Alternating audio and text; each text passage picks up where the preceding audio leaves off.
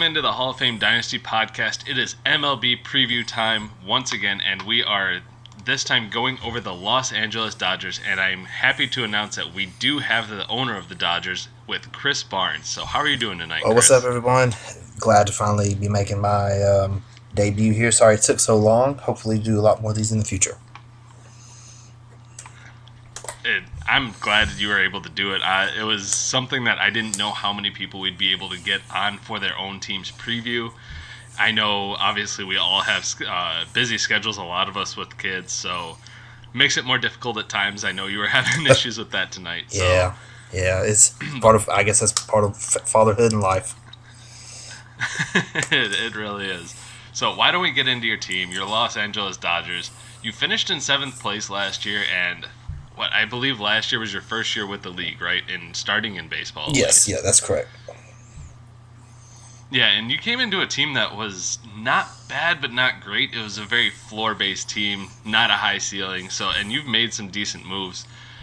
But before we get into the moves you made, you finished in 7th place with 113 wins, 125 losses, and 14 ties. Not a bad record at all. Not very far behind the rest of the playoff teams at the bottom of the pack. But you definitely were looking towards the future and competing at the same time because you were able to pick up some really big pieces. First, we'll start with the prospects in Andrew Vaughn, Trevor Larnach, Matthew Liberatore, and Tristan Casas. Out of those four, which one's your favorite, or which one are you most excited to watch? I guess Vaughn, just because of the power upside. But all four of those guys are going to be people who we, are really going to depend on going forward. Last year, you kind of asked me kind of what the goal of that team was, and it was honestly just to not finish in last place, which is what they finished in the year before, after that owner abandoned the team or was no longer with the league. And so my goal for them last year was just not to finish in last place, and then the goal this year will kind of just be taking another step forward, trying to make the playoffs. And if not, then try and have a good sale right before the trade deadline to get us ready for next year. I like that idea, and you had a decent farm system going into it, but especially with them abandoning the team, obviously no one setting their lineup. It was bound for them to finish in last, but you were right there outside the playoff picture. And some other guys that you picked up that'll have a big difference on whether you make the playoffs or not are Mitch Haniger, Michael Chavis, Chris Sale, which was a great pickup by you, and then finally Touki Toussaint. Obviously the biggest name here is Chris Sale. What do you think he can do after having some struggles last year and having injury problems, usually around the end of the year? Are you worried about that at all, or no? Well, right now where we sit, our team isn't good enough to where we have to take some risk right now, and so it was. We were able to get him plus some other young guys. And so I feel pretty good about Sale. He's not the top flight that he was probably 2 years ago, but he's still a top 10, top 15 pitcher, which is not something, we had before him. Probably our best pitcher was Keuchel, and there's nothing wrong with him either, but we just did not have a guy that we could point to and say, hey, if this guy – if everything falls right for this guy, that he can win the Cy Young or he can be a 20-win pitcher. And that's going to be big for us this year. We finally have someone that we feel like if they can avoid injury can be, a dominant number one pitcher. I agree with that. And the crazy thing is that even though he only threw 147 innings last year, he still had 218 strikeouts. The ERA wasn't where you wanted it to be, above 4, but his whip was below 1.10, so everything really just shows he had a bout of bad luck, and the fact that he was over a 4 ERA is just absolutely insane. And that's the one stat that sticks out that just you kind of look at it and go, that makes no sense with the buttload of strikeouts that he had, the low whip, everything else. Just it shows that he should bounce back, and I really like that get for you. You bought at a good time. Even though he's had the little injury scares, he's been able to hold up all in all. Right. And obviously you got Michael Chavis, who slots in at your second base spot, and I like that a lot. To me, he seems like a 250, possibly 30 home run guy in that position. Is that where you see him at, or do you have higher hopes for Michael Yeah, Chavis. I mean, we really need him to at least probably be his floor. We tried to add Gavin Lux because just for what we need at second base, we just needed somebody that could either have a high ceiling or a high floor. And so, I mean, I think Chavis overtime will kind of be that high floor guy. You don't have to have an all star at every position, but I mean, it does help. But I think Chavis, if he can be solid and just kind of do what they project him to do, then that's going to help us out quite a bit. Last year we were kind of a mixed bag at second base, and so just having some stability there will really help us. I like that a lot, especially with Luis Urias, who we'll talk about later. But Chavis was a good get. I think he's going to be solid. Whether he keeps that second base eligibility or not will be something to watch in the future. But we've seen guys like Mike Moustakas and some of the bigger, not smaller guys play that position recently, and teams are able, with how much they shift, it's hard to not want to get a 30 home run bat at each position like Yeah, that. his it's not. It wouldn't be a surprise if Boston kept him. Yeah, there. his manager's kind of on record as saying that as long as he keeps swinging a good bat, they're going to find somewhere to put him. And so that's just encouraging news in and of itself, just to know that, the skipper's out there looking to get him on the field. I'm trying to think of who their manager is. All of a sudden, I blanked on it because it's not Cora anymore. It's they brought in an interim manager. Didn't Yeah, they? and of course this was the last update before the one they have on Fantrax right now. But yeah, I mean the guy that I read spoke, I mean, at least somewhat highly of him. So, and I don't, I mean, Oh, yeah, Pedroia is not going to be back it was anytime something- soon. So That was just for me. I was trying to think. I was like, wait, is it Alex Cora? No. And then it clicked. It was just late night recording does that to you. So, why don't we talk about your players lost this offseason? I don't think we'll spend a lot of time here. These were mostly your cuts that you had to make recently. Obviously, the list will change as you're bringing in some older pitching is with the trade with Vic. But the players that you dropped recently were Jarrell Cotton, Tyler Mahle, Blake Parker, David Fletcher, Steven Souza Jr., Rowdy Tellez, and Brandon Belt. Is there anyone you want to talk about on here, or who would have been the hardest cut for you out of these? Man, no one really. Cotton spent most of, if not the whole year last year on the IL. Fletcher came in and he helped us out. He helped our team out a little bit because of his versatility. He could play 4 or 5 different positions, and our outfield depth is still really bad, but it was worse last year. And so I guess if I had to mention, if I had to pick someone, it would be him. But most of those guys are just people we needed to churn out of our lineup, but just couldn't because we didn't have anyone to replace them. So we kind of had to rely on those guys. That makes a lot of sense. Steven Souza Jr. I liked him a couple of years ago. He had great years, but he just hasn't been able to stay healthy between the shoulder 2 years ago and then I forget what else. I think he was dealing with the shoulder again last year. I think he just hasn't obviously been the same yeah, guy. last year he blew out his knee like a week before opening day. I think sliding into home plate, and he that would have, in our league where we have 4 or 5 outfielders, someone like that does hold value when they can play 4 times a week. But I mean, I don't know that he's going to get a lot of playing time in Chicago where he ended up, and I mean, we'll just cut bait, and if someone else wants to take that chance, they can. You're right about that, and it was his ACL, his LCL, and his PCL. Yeah. Oh, Yeah. that's not that's pretty brutal, and especially he's got a chance to come back. I don't, like you said, I agree. There's not a lot of room for playing time in Chicago because he's not a center fielder. With between Schwarber and possibly Bryant in center field, they were talking about that recently. He doesn't have a lot of chance. He'll need that bat to step up if he does. But besides that, you've got some really interesting players that I like. The first that we mentioned earlier was Luis Urias. I love the move to the Milwaukee Brewers. He finally gets out of the logjam in San Diego. It felt like they trusted him a little, but they didn't want to fully commit to him at second base. And while the move to Miller is great, I don't like the fact that he just had the wrist injury. Obviously, this being a dynasty makes a bigger difference. But are you worried about him for the future? How do you feel about Luis Urias? He's a guy who, if the right offer came along, I would probably move him. He's a good young player. I think he's probably going to be more of a high batting average and possibly steals guy. He's not going to, have a ton of power at that place, and so if he's got a wrist and he's not able to, swing the bat and do what he needs to do, and hit the ball for contact, then he's probably not going to have a lot of value for a fantasy team. And so I think he's a good player. I don't think he's someone who we're probably necessarily building our team around. I'm not saying I'm selling low on him or anything, but if we do have Madrigal, and so we do have some other players.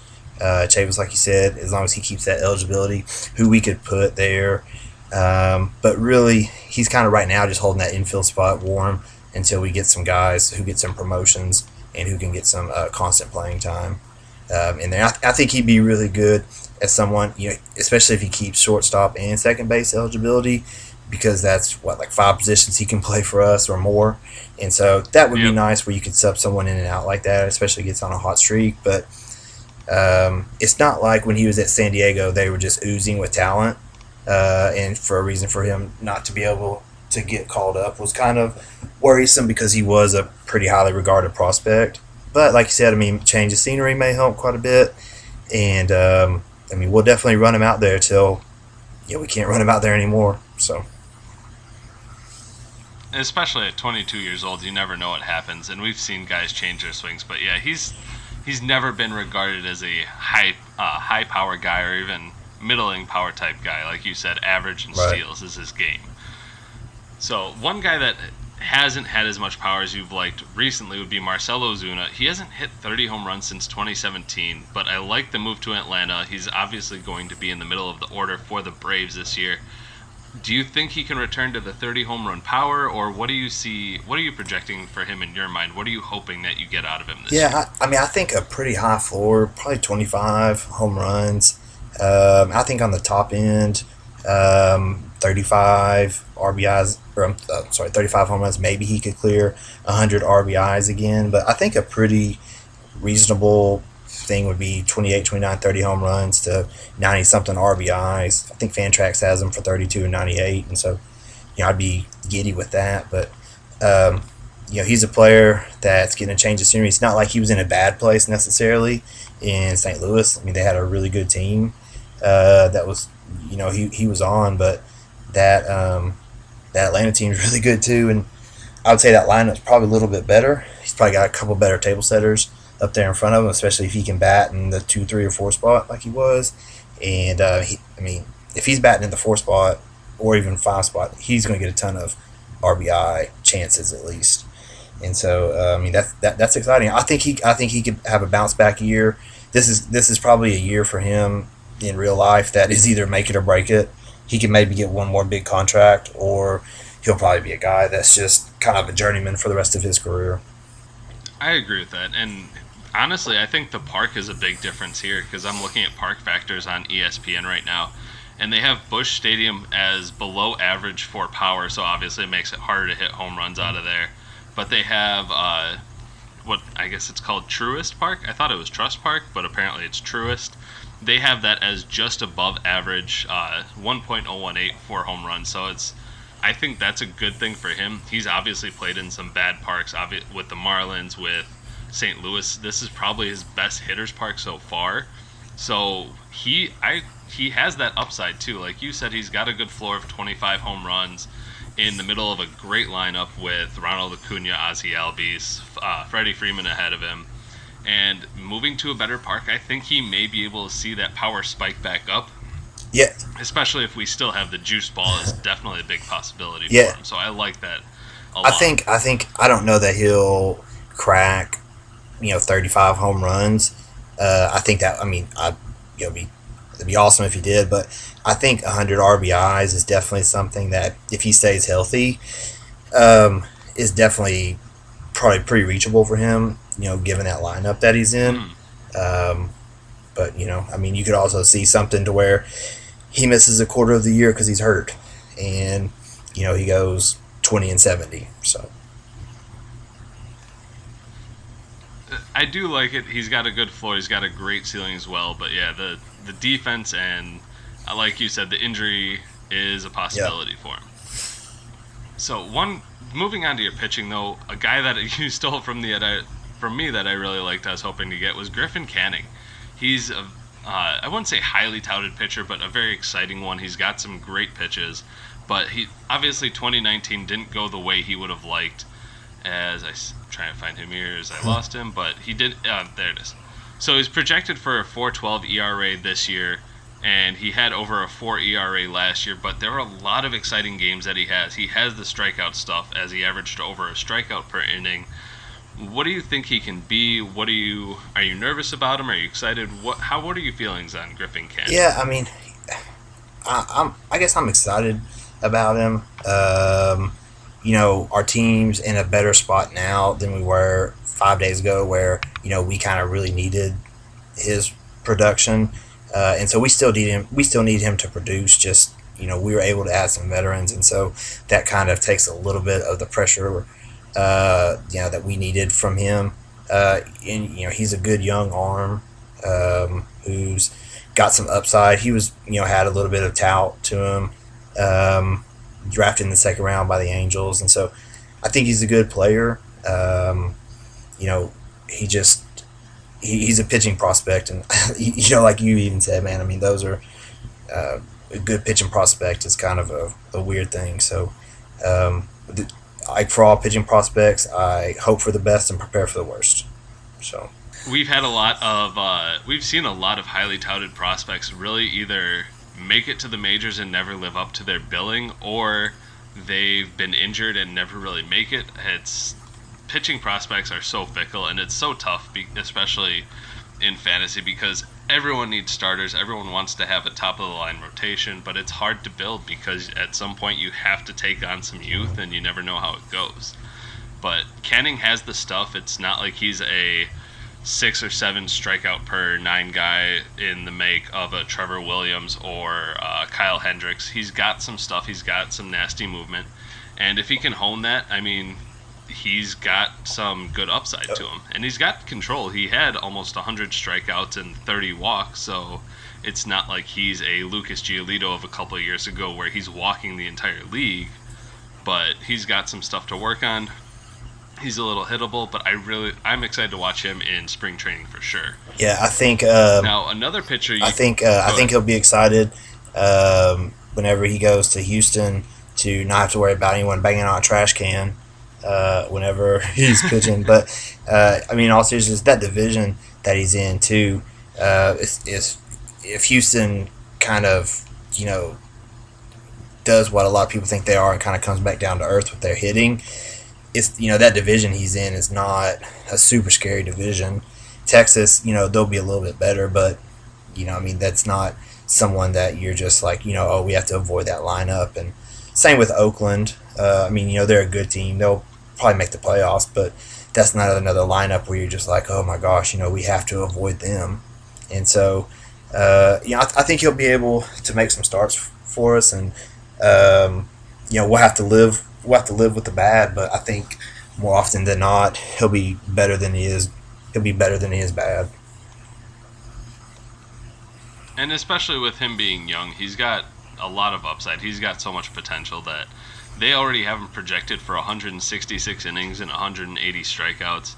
And especially, they have him at a 4 ERA. It's so hard to tell what the league's going to be, but he's got a lot of upside, and he's only 23. He'll turn 24 during the season, but it's sort of like wide receivers in football. You have to sit on them. You have to wait. They're never going to be perfect that first year. But a guy that feels like we've been hearing about forever, at least, is Julio Urias. News came out earlier today that he will start the year in the Dodgers rotation. I'm a fantasy baseball fan for Julio Urias. I've liked him for a long time. Obviously, the Dodgers are going to do Dodger things with their rotation, but it seems like they're going to finally give the kid a chance. And even though we've heard about him for years, he's only I know he's in his early 20s. I'm trying to think if he's 22 or 23. He's 23. I'm waiting for it to pull up here.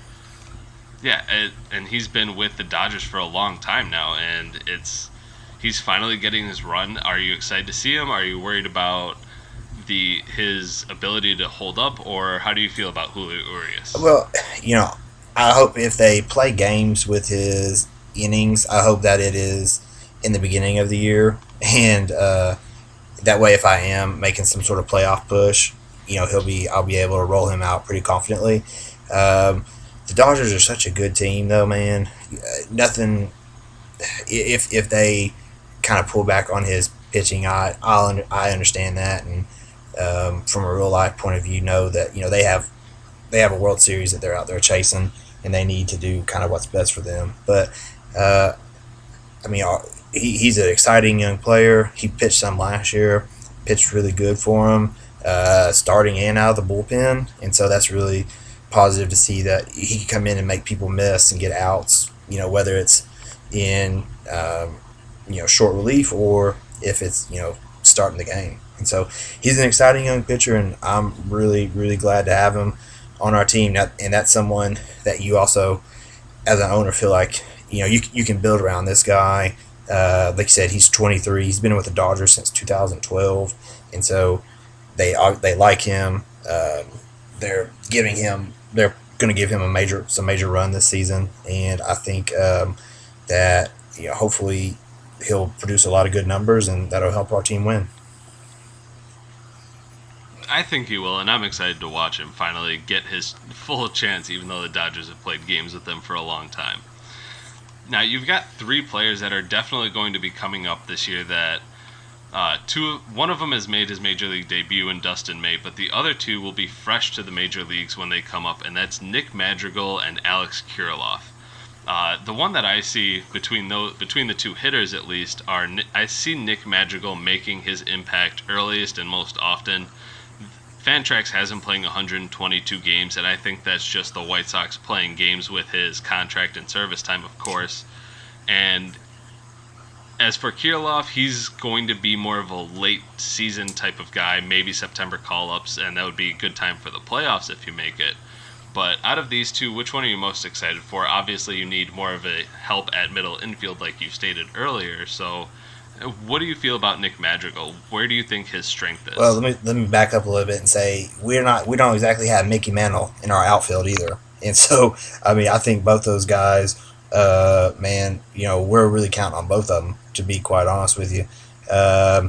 Madrigal, kind of like you said, I think he will be up pretty early. The White Sox will kind of depend on him, and I think he'll be probably a little bit better version of Urias, whereas he's going to hit for contact, and hopefully he can get on and steal some bases and score some runs, and that'll really help us. I think he'll have a pretty high average. I'm not going to say he's going to hit 300 as a rookie, but I think in his really good years he'll hit 300 plus, and we're really looking forward to his steals and his run production. Kirilloff, there's been some rumblings that they're going to move him to first base. If he plays outfield or first base, that guy's always on this team right now. He's going to have a spot, and so I would be excited for his outfield eligibility to stick. But if he went to first base, then we can make something work for him too. So. Of course, I mean, you can never take too many good bats, especially for fantasy. And something I want to point out about Nick Madrigal, which is crazy, Fantrax has him projected for over a 300 average this year. But if nobody's been paying attention to this kid, his highest strikeout percentage in any time in a year is 4.7% when he played 26 games in the high A level for the White Sox in 2018. 4.7. And when he finished in AAA last year, he was only striking out 3.7% of the time. Like, that is Tony Gwynn type numbers. And he's an exciting bat, not for the typical high power or high run production as a middle of the order guy, but he's a guy that the White Sox, maybe not in 2019, but for the next 5-6 years, will probably slot at the top of the lineup because, like you said, he's got speed. He's not going to strike out. And if he can put together a 30 double season and a bunch of singles and just get on the base paths and be an absolute nuisance, they'll take it, I'm sure. Oh yeah. I mean, so you're a White Sox fan in real life, aren't you? I mean, are you not pretty excited for him? Yes.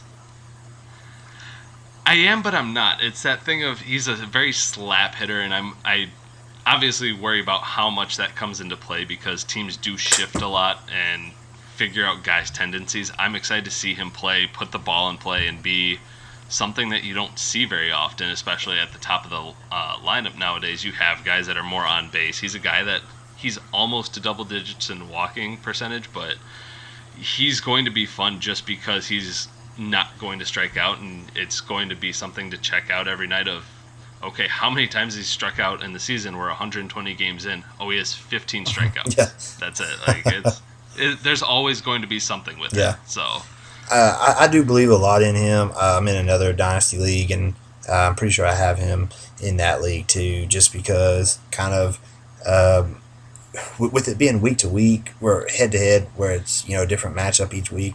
I don't put too much value in the average, just because someone can have a bad week and that not be what they do all season. So I don't try and put too much in batting average, but if he is getting on base and doing all that, then he's gonna be able to score more runs and help out with runs and steals. And so I think he's an exciting young player who's going to come up and be on an exciting young team with lots of talent around him. And his main thing is just going to get on base and play good defense. And I mean, those are two things that he can do. So. And he'll always have a spot. That's a good thing. His defense is great, and he's going to be at some point at the top of the order in front of guys like Yoan Moncada, Eloy Jimenez, Luis Robert, and he's going to score. I wouldn't be surprised if he puts up 110 runs a year. Yeah. Honestly, he's just that type of player. He's always going to be on the base paths, so he'll be fun to watch. Andrew Vaughn too. Don't forget about him. Anything he'll be up in a year or two too. I mean that's a good. There's definitely worse places to hit at. That's very true, and he may sneak into double-digit home runs if the ball is juiced, and especially playing in a small ballpark like Guaranteed Rate Field. So, I mean, we saw Adam Eaton do it, and he's not the strongest guy out there either. Right. So, mentioning strength, why don't we get to the strength of your team? And kind of looking at the categories, I was really surprised. And even though you don't put a whole lot into average in terms of stock, it's something that we obviously do keep track of. But the strengths on your team I really see right now are runs, stolen bases, average, OPS, and walks. Walks allowed by pitchers, I should say. I was really surprised because even though your team doesn't have a lot of power, you have a lot of high average guys that are still able to produce at a good rate. You obviously projections for this year.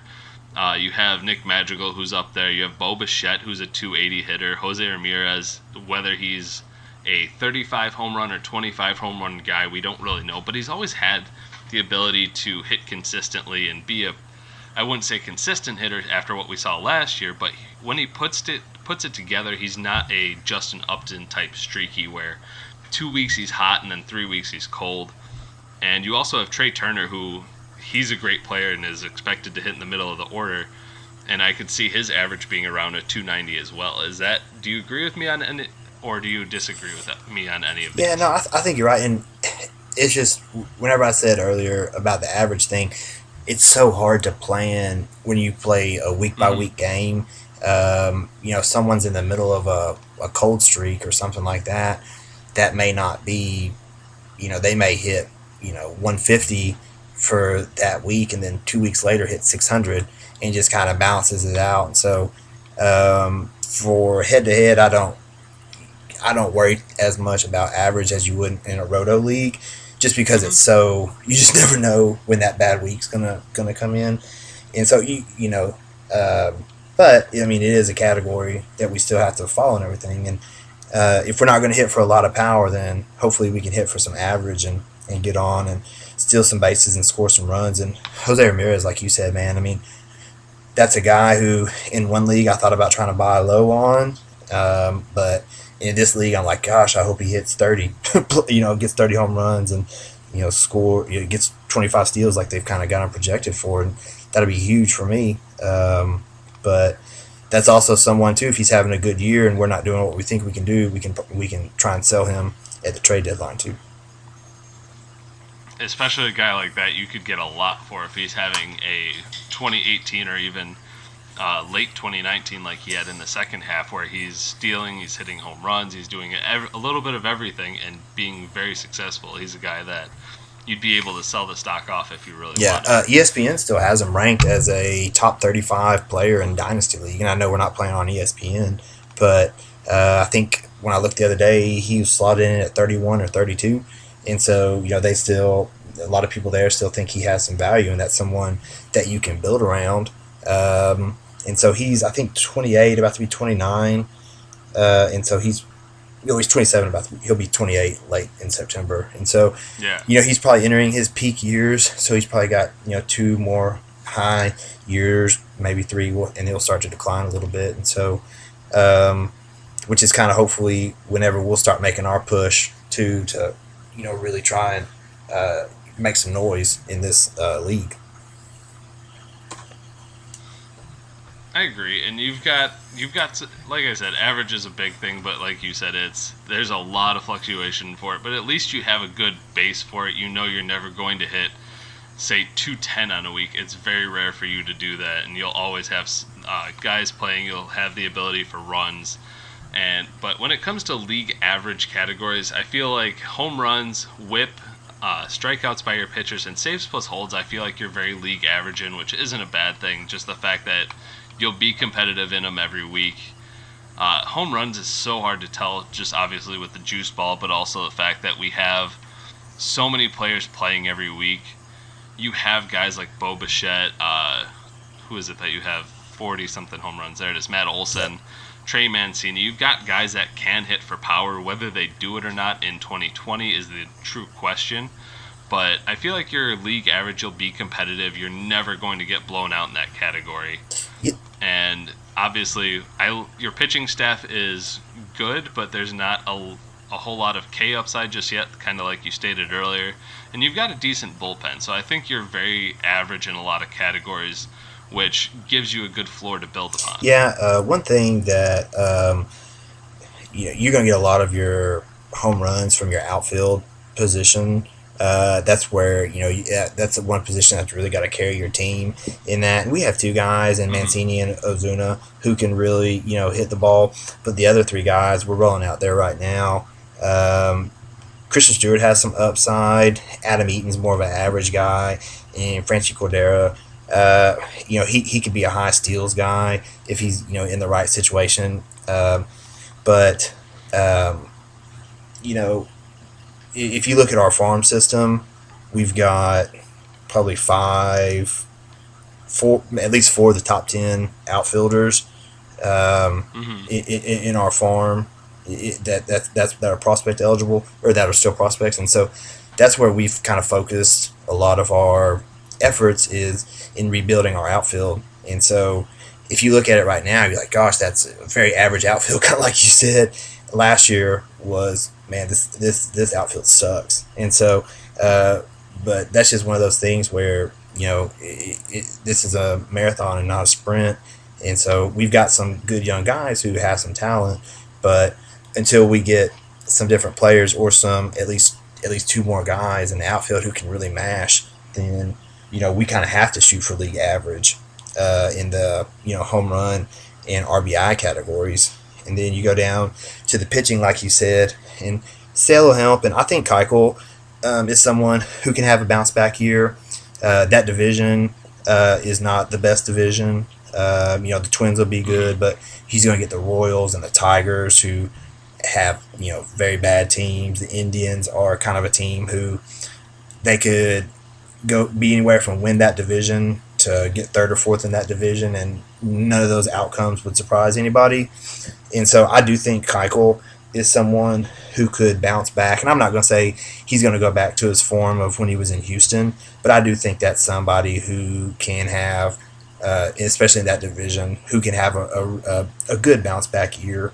They got him listed at 3.89 for his ERA, and that feels, I'm kind of surprised to see it under 4.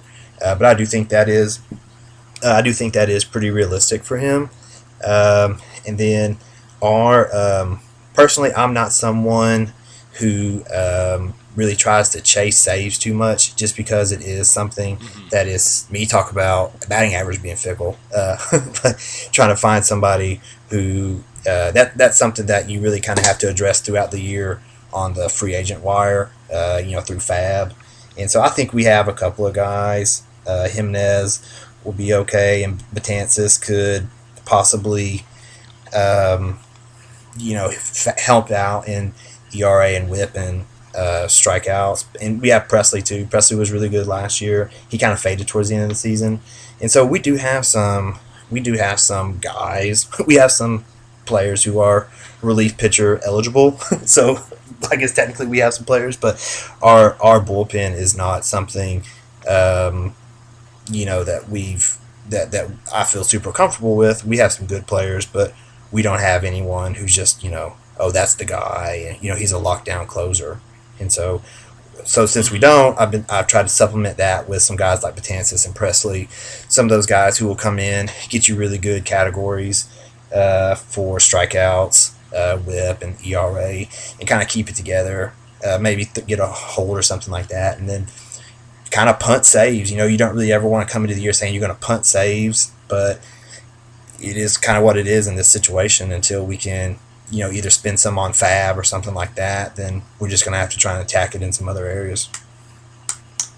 Well, and that's a good thing too. Is that's why we have the save plus holds. I mean, holds are especially those are fickle as well, just like you said with saves. But it gives us the opportunity of, hey, there's say a guy like Aaron Bummer who just signed a 5-year deal with the White Sox earlier today. Very solid guy. He's not something fancy, but he's going to be on a good team that is going to be pitching in the seventh or eighth inning and being able to rack up a category, because you do have people that do punt saves and don't use relief pitchers at all, because it's a very fickle thing, especially for Dynasty. You have guys that they're great 1 year, like Corey Knebel, and then you don't hear from them in 2 years because they're injured or they just are really bad all of a sudden. Right. So you've got a good base of a bullpen, and you never know what you'll find on the waiver wire. Guys are always breaking out, always be starting to start their careers, whether they're 21, like an Andres Munoz, or Wade Davis. Look at what he was. He was a failed starter and finally made it as a relief pitcher there, and was one of the top guys for 4 or 5 years. Right. So now, when it comes to weaknesses, those I think are pretty easy to see, and it's we'll start with the pitching side. Quality starts and ERA are your big weaknesses, and then RBIs for your offense. But these are obviously, your team pretty well. You know what you're looking at, but it's not like you're going to have a 4.5 ERA across the season. You've got some guys that, if everything clicks, say Trevor Williams, he can have a great year and be a low strikeout but low ERA guy as a ground ball pitcher. Like you said, Dallas Keuchel's another good name in a very bad division at this point, that he has a chance to be.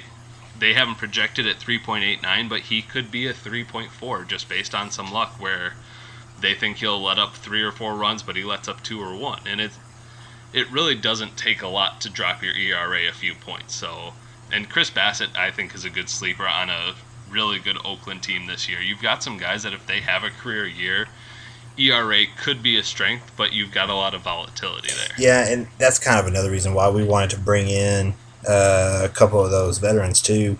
And so I'm not going to say that those guys are going to come in and just right the ship for us, but I think they could, if they are able to stay healthy. They may be the difference in us making the playoffs and not. And that's kind of what the goal is for this year's team is to make the playoffs. And Maeda, he's probably not going to get 200 innings, but the innings he's in there, you feel pretty confident again in that division, pitching for the Twins, probably the best team in that division. Then he's going to get some wins. He should be able to most nights probably keep his ERA pretty low.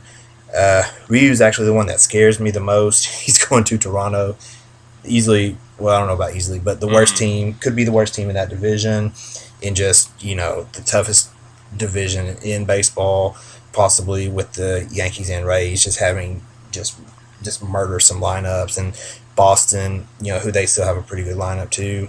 And so And then our other guy, I think he's a good. He had a really good.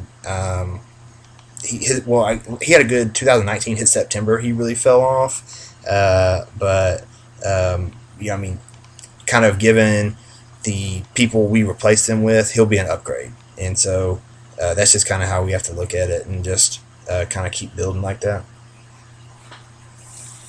I agree with all that. I like Maeda finally getting out of the Dodgers system. As much as I like the Dodgers, it's tough to see him not get his run, especially when his contract says, hey, if you reach this many innings, you'll get a bonus. Dodgers didn't want to pay it, so they held him back.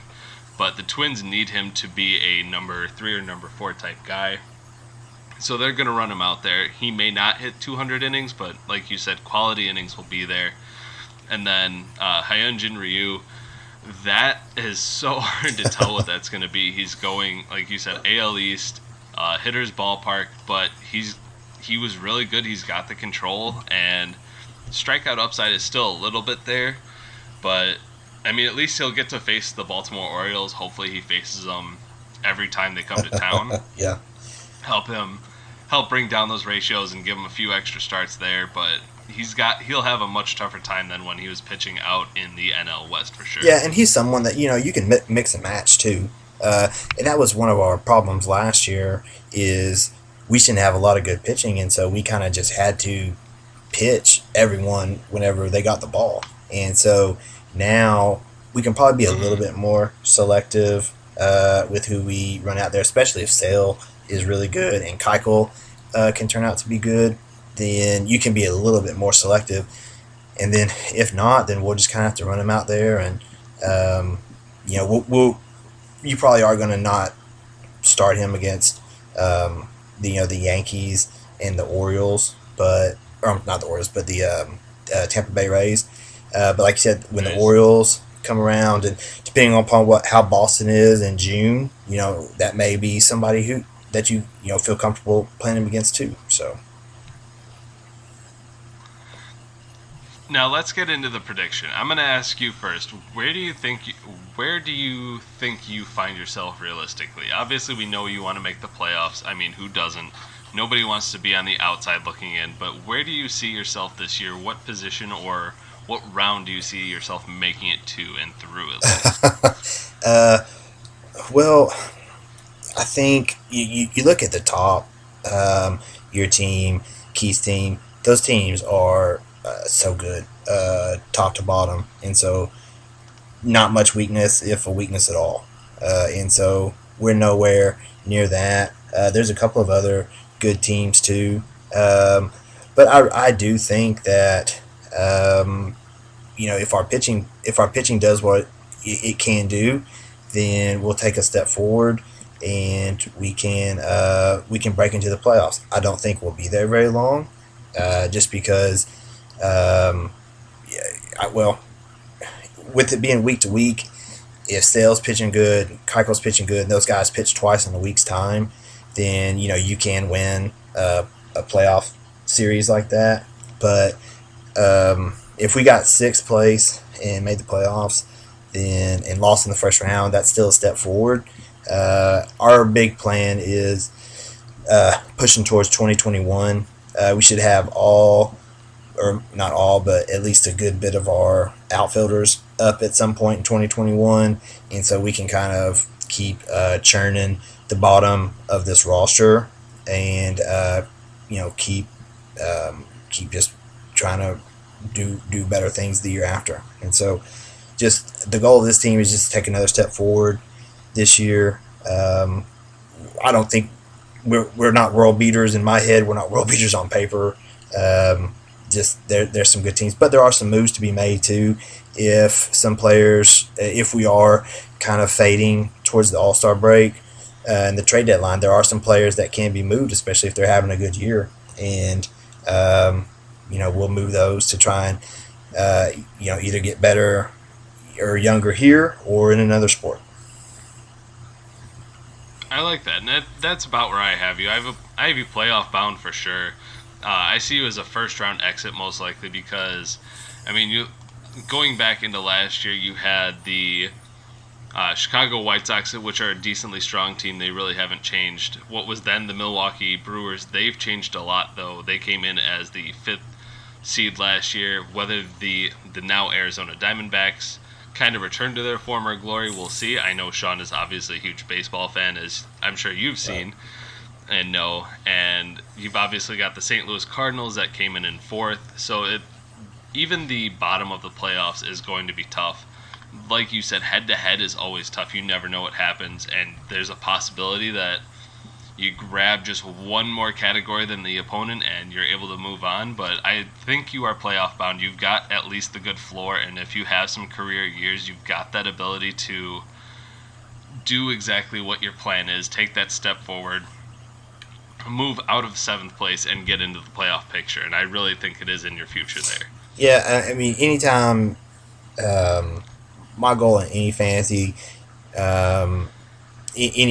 league is always to make the playoffs. I feel like if you go in expecting to win a championship, I mean, have expectations, but there's injuries and just so many things that can go wrong.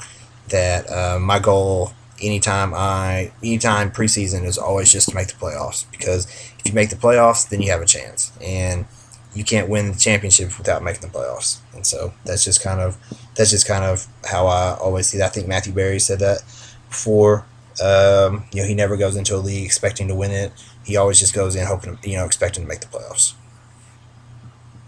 And especially if you realize, okay, I have a good team, but I still have holes here, and you clearly know where your holes are. You know where you need to improve and where you want to improve. So you've got that good picture of your team, and you know what you'll need to do to fix it. And so you've got the opportunity. You've got a great farm system. That I'm excited to watch your farm system over the next few years. So I'm definitely keeping an eye on that. But with the last thing that we always do is the Pacoda win totals. That's just something interesting to look at. And I was actually kind of surprised you had the 7th ranked hitting in our league with 34.6 WAR, and then 15.9 WAR in terms of pitching, which ranked 9th in our league.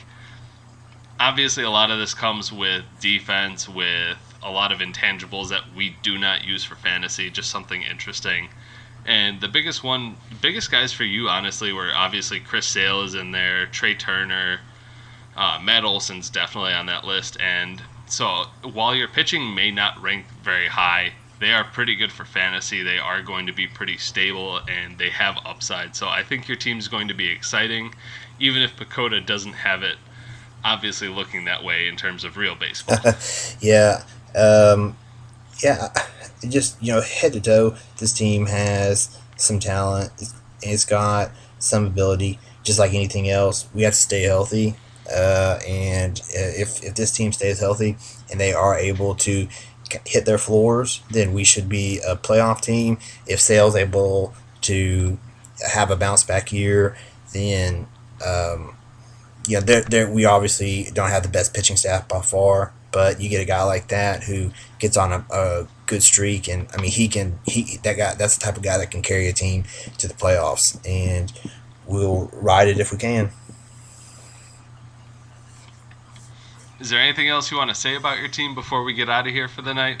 Like I said, I'm excited about your farm team. I think you've got a decently fun team going into this year. You've got some definite upside and guys to watch. So is there anything else you want to say about this team before we get out of here? No, man. I just want to say thank you again for all you do for us, John. You're a really good commissioner.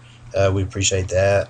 I'm really excited for this baseball league. This should be a good league. There's a lot of just some really good teams up at the top, and then there'll be some good storylines of some teams just battling, trying to get those last couple playoff spots. I agree, and I appreciate that. I appreciate all your kind words, and I will tell you, watch Sean. I know you said you've known him for a while. He is just so much fun in this league when it comes to it, especially with baseball. He is obviously a baseball junkie, and I know he's looking forward to this as much as anyone else. So he's a team that's always fun to watch, whether it's pickups, whether it's trades, and I just like ragging on him when I can. He's a good guy. So. Oh, yeah, and I was really surprised to see Jared's team in kind of low for his standard. You talk about a guy who Jared may be one of the top 3 fantasy players I've ever competed against. Man, that guy, he's he's the guy that's gonna find every fab pickup and do every waiver thing that he can. And so for his team to be projected third, fourth, or fifth, there's some really good teams ahead of him because that guy's always doing it. So. Mm-hmm. And I was surprised when he sold off Bryce Harper before the start of the year last year, and that I couldn't believe just because, like you said, he is a guy that he knows what he's doing. He's not stupid. He's on top of everything. Yeah. And for him to move Harper was pretty interesting. Yeah, he's the quintessential guy who he's never going to beat himself. You know how in sports that team's never going to beat themselves. That team's never going to make the mistake to let you beat them. That's him. That guy's never going to forget to set a lineup. He's going to always, even if he has his kids doing it, he's not going to have. His pitchers aren't going to miss his starts. He's going to somehow get that in there. And so, it's a fun league, man. I'm really looking forward to competing with everyone. So. And I'm glad you finally got a hold of all the teams and you're able to mold them in the way that you like to see them. Obviously, everybody's got their own way of attacking each sport, and I'm glad that you finally had the time to settle in and make them in your mind, I guess. So I want to thank you for joining me. I didn't know how many people would actually be up for this, so I'm glad you were able to. And if you've got nothing else, I just want to say have a good night, and I can't wait for baseball to start. All right, man. Yep, you too. Thank you.